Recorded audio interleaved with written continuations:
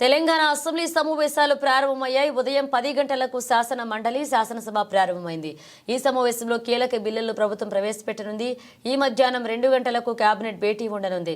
Sports, Telangana varsity సవరణ బిల్లులతో పాటు tourism పాలసీపై చర్చ ఉండే అవకాశం ఉంది. ఈ సమావేశంలో ఆర్ఓఆర్, పంచాయతీరాజ్ చట్ట సవరణ బిల్లులపై చర్చ నిర్వహించనున్నారు.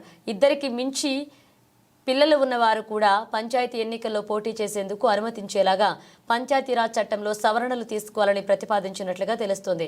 మరోవైపు రైతు భరోసా విధి విధానాలపై ఈ మధ్య సిఫారసులు చేసింది కేబినెట్ సబ్ కమిటీ. వాటిపై చర్చించి విధి విధానాలు ఖరారు చేయబోతుంది మంత్రివర్గం. కాగా ఈ నెల ఒకరోజు అసెంబ్లీ సమావేశమైంది. ఇక అనంతరం సభ వాయిదా పడింది.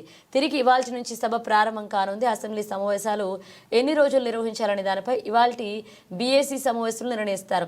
ఇక 5 రోజుల పాటు సభ నిర్వహించాలని ప్రభుత్వం నిర్ణయించినట్లుగా తెలుస్తోంది. మంత్రి గారు 691 కోట్ల రూపాయల బిల్లులు పెండింగ్ లో ఉన్నాయని చెప్పారు.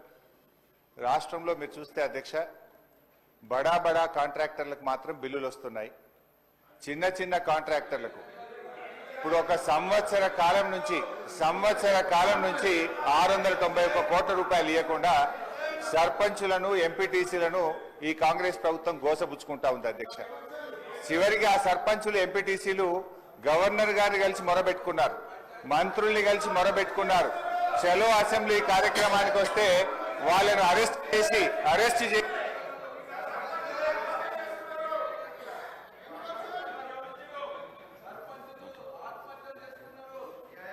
స్పీకర్ సార్, సభను కొంచెం ఆర్డర్లో పెట్టండి. స్పీకర్ సార్, 2 రోజులు మొన్నే ట్రైనింగ్ ఇచ్చింది, ఇదేనా సార్ ట్రైనింగ్? సార్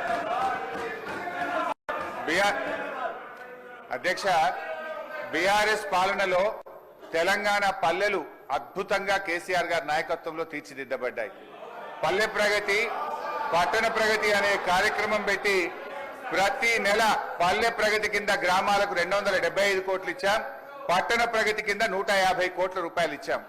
కానీ కాంగ్రెస్ ప్రభుత్వం వచ్చిన తర్వాత ఈ ఏడాది కాలంలో పల్లె ప్రగతి, పట్టణ ప్రగతి కింద 1 రూపాయి కూడా గ్రామ పంచాయతీలకు ఇవ్వకుండా పోవడం వల్ల ఈ రోజు ఈ సమస్య వచ్చింది అధ్యక్ష. ఇది నేను చెప్తున్నది కాదు, కేంద్ర ప్రభుత్వం చెప్పింది. దేశంలో ఉత్తమ గ్రామ పంచాయతీల అవార్డులు ప్రకటిస్తే టాప్ 20 అవార్డ్స్ లో 19 అవార్డులు తెలంగాణ రాష్ట్రానికి వచ్చాయి. 20లో 19 తెలంగాణకు తెచ్చిన ఘనత కేసీఆర్ గారిది, బీఆర్ఎస్ ప్రభుత్వాన్ని. సో ఆ రకంగా పల్లెలు చేశాం. ప్రతి గ్రామ పంచాయతీకి ట్రాక్టరు, ట్యాంకరు, ట్రాలీ, నర్సరీ, వైకుంఠధామము, డంప్ యార్డు పెట్టి తెలంగాణ పల్లెలు దేశానికి ఆదర్శంగా నిలిపిన ఘనత కేసీఆర్ది, బీఆర్ఎస్ పార్టీ.